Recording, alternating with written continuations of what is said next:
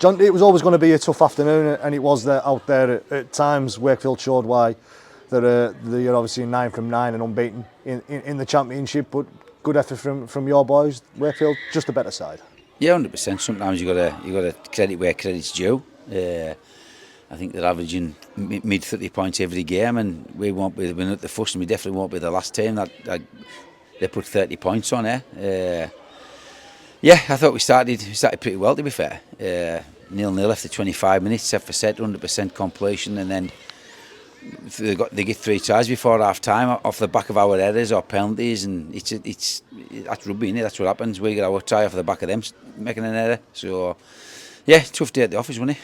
Something you always mention, obviously, about errors and penalties. Obviously, you've mentioned it when we spoke. You've got them KPIs, and for that opening sort of 20 minutes, then they would have been real low down there. But then there was just that odd error crept in, the odd penalty that was given, and a side like Wakefield are going to take advantage, and they did score them 3 tries in that final sort of 15 of the first half. Yeah, like you say, you don't need to give teams like this more ball than they're going to get, and we've done that a few times today, as in for the tries. You know what I mean? So yeah.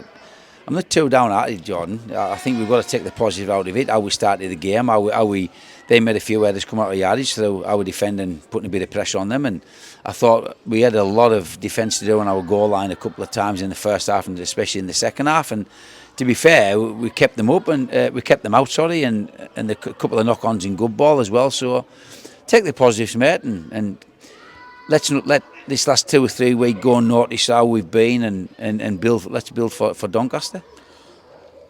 Obviously, then coming to early in the second half, obviously Curtis was able to get his try, a kick from Jay Crossfield to the corner. Joey Romeo jumps up against one of the most recognisable wingers in the game, puts a challenge in there and forces the error and able to take advantage. It's all about making sure that when you are going to get your opportunities against a side like this, that you can take it. Yeah, and at 18-6 after that try, and like you say, you've got to compete on kicks, and that's what happens when you do. And after that, at 18-6, we had a couple of more good ball sets. We didn't complete, you know what I mean? And if you're completing them and just putting them under a bit more pressure rather than letting a good team like this off the hook, who knows if we'd have scored next. I'm not saying we would have gone out and beat them, but it makes it harder for them to get them scores on the board later on, you know what I mean? So yeah, they're a good side, mate. But fair play to our lads. They kept going to the end, and the effort was there, you know what I mean? I'm not too downhearted, to be fair. Like you say, it's just getting ready for Doncaster next week.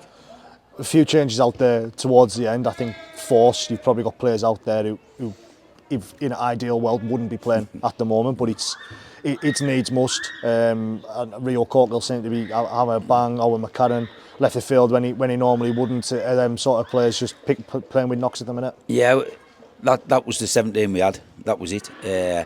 Owen phoned us this morning. Shouldn't be playing. He's ill, really ill, and he goes and does 65 minutes. You know, and he comes off and fetches his dinner up behind sticks. He shouldn't have played. Saying Rio shouldn't have played. He busted his rib last week at Widnes, so he's played every time he got up. He was wincing and playing through the pain barrier, and that's what rugby players do. And fair play to them too, especially. And then Lockie Hannigan comes off. He plays maybe 10 minutes more than he should have done. Same again. We think it could be his kidney or his rib round the back. So there's lads. It's the 9 games into our championship. There's lads playing on who are busted, but that's what happens. But we just hope we get some players in this week, a couple of players, so we don't have to play them. Them lads who's got them knocks. Like, hopefully Owen will be better by next week as well. So we'll just see how it goes. You mentioned when we spoke on the radio that Ashley Kilpatrick's already been into Castleford. It's good to have that link, and hopefully you can try and get some bodies in. But obviously doing it tough at the moment. Only named an 18-man squad. Obviously Jake Mason was never going to be available for this one. He's back home for a family commitments. But when you pick up an injury like Will Evans in the last couple of minutes last week, it just sort of compounds everything going into what is going to be a tough enough game already.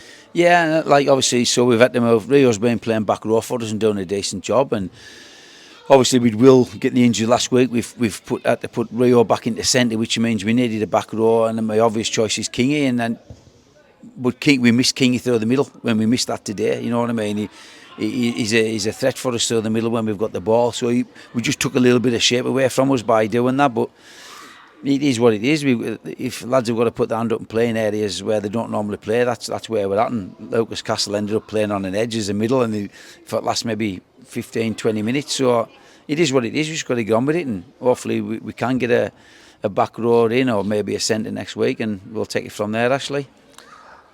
Mention that because Ashley just happens to be behind us, but I know you had a conversation pre-match, and I hope you don't mind me saying this, but it was a conversation between yourself, Lucas, and who's played back row the most recent, and essentially that's where you're going when no one needs to leave the field. It is literally at the moment putting square plugs in round holes. Yeah, and like I say, Lucas done that for us because Hughes never played back row, he's told us, so that was the obvious choice. Lucas was going there because it was inevitable. Owen was coming off at some point. I thought he wouldn't have got through the first half, but testament to Owen, he's a character, and he, like you say, done 65 minutes, so not ideal putting Lucas on an edge, but he done all right, didn't he? You know what I mean? He didn't let us down out there, so yeah, I just hope we get the right people in the right positions next week and back onto Donny. Looking forward to the next week, Donny. There, as you've mentioned, they're going to be looking for to hit back. They've suffered a heavy defeat today at the Share, and you remarked when we spoke on the radio that you've seen a few of Donny's games when you've been able to review them and look them back, and they look a good side. And maybe we weren't expecting that result this afternoon, but that means they'll be looking and hungry to try and pick up 2 points next week. Well, of course they will. They've been playing really well, to be fair. They've got some good Islanders playing for them. They've got some good experience in the backs with Craig Hall and Briscoe and stuff, lads like that. Watson Bose at half, they've got Paulie. They've got players all over the pitch who can do a job for them, and they've been doing really well up until today.